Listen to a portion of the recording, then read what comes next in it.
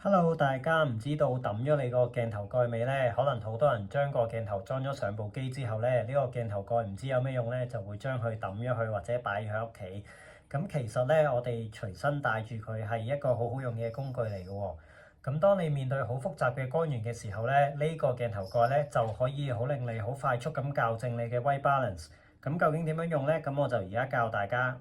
咁啊，首先將個鏡頭蓋咧就擺喺相機可以影到嘅位置先啦。咁跟住咧，我哋而家開機。